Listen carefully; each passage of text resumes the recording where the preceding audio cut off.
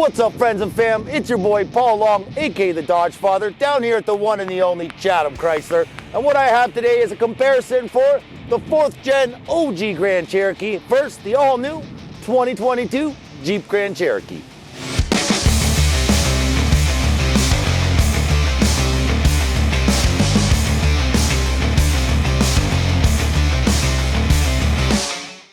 So where did the Jeep Grand Cherokee really build its heritage from, guys? Well, in 1992, this is when they first debuted it down in the Detroit Auto Show. Now, this was built off the platform of the Grand Wagoneer, but to make a more stylish and refreshed view for a family hauler. Now, let's cut to a clip on how they made it so iconic. Presenting the new Jeep.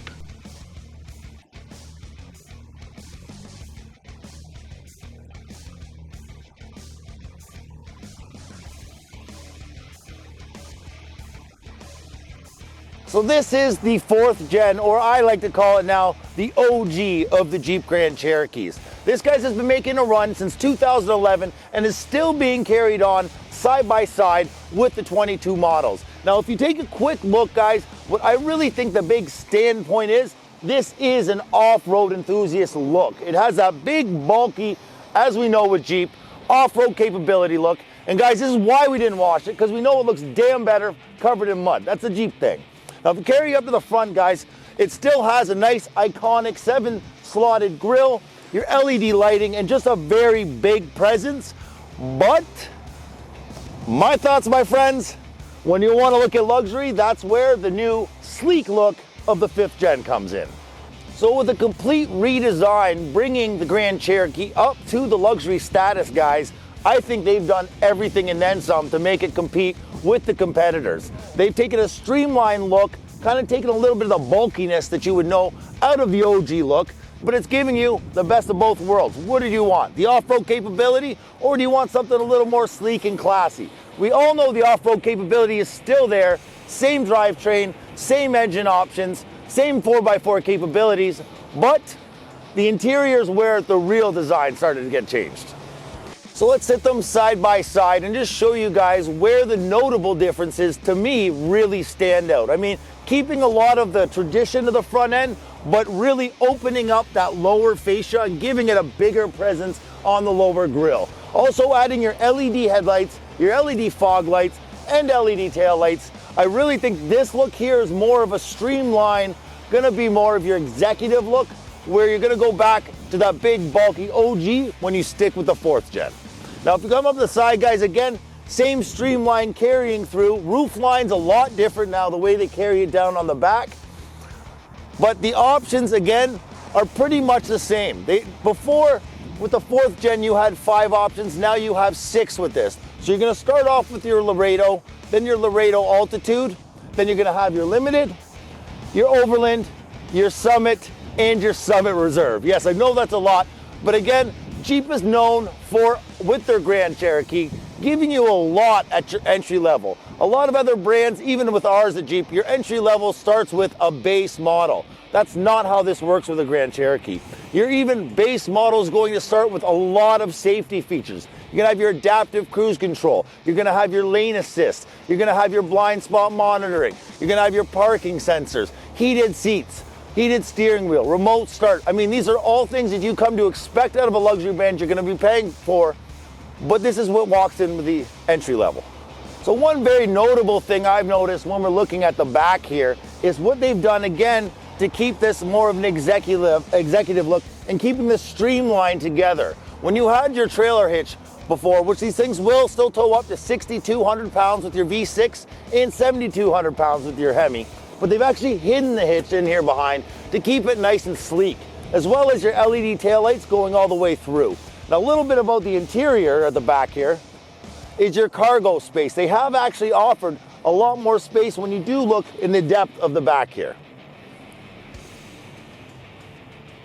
So when you purchase a 5th gen Grand Cherokee or a Grand Cherokee L, Wagoneer, or Grand Wagoneer, you'll automatically be enrolled in the complimentary Jeep Wave program. This is going to give you 6 free oil changes, 6 tire rotations, as well as a lot of other options. And this is going to help compete with the luxury brand that we're used to, going against Cadillac or Lincoln.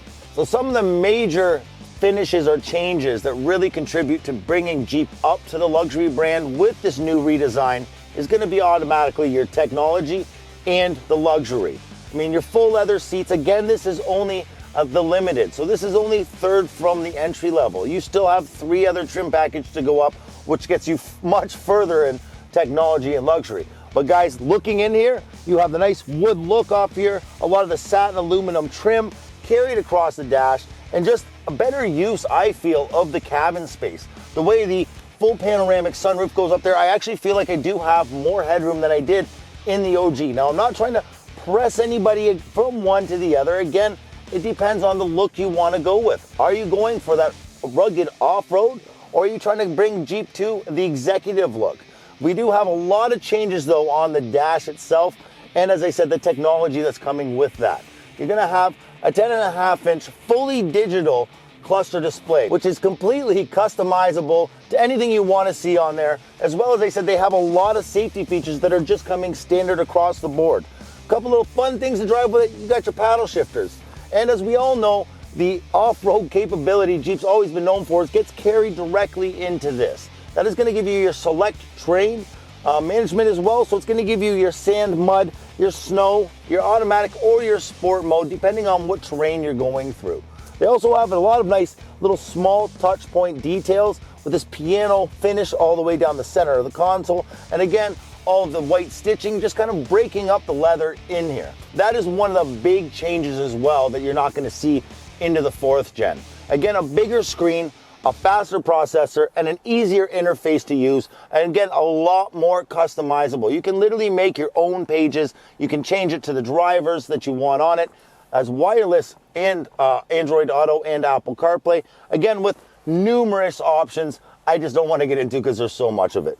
But again, you have all your little dials and all your buttons sitting down here. But I feel with that piano look, it kind of cleans it up a little bit more here rather than having the bigger, bulkier buttons. But again, it would be traditional to you're going with the off-road look. But let's not forget the Alpine stereo system. This is a 9-speaker built in through here with a sub in the back, and with any one of my vehicles that come off our brand, that is a must. And let's talk about the back seat, my friends, as this is where all your passengers are going to be. Now, guys, this is one of the main reasons you guys are going into a Grand Cherokee over the Jeep Cherokee or say the Renegade or the Compass, is obviously to give more size in the back seat. Now, I don't feel like they really did add much more to back here, but why are you going to try and reinvent the wheel when you don't need to? You do have your reclining seats back here for your passengers, heated in the rear, and a lot of USB hookups as well as a power inverter. Now, my friends, is a quick breakdown on what the major changes is from the 4th gen OG to the new 5th gen. I'd love to hear your thoughts. Guys, make sure when you need to get into a Jeep, any questions at all, come to your boy, the Dodge Father, down here at the one and the only Chatham Chrysler.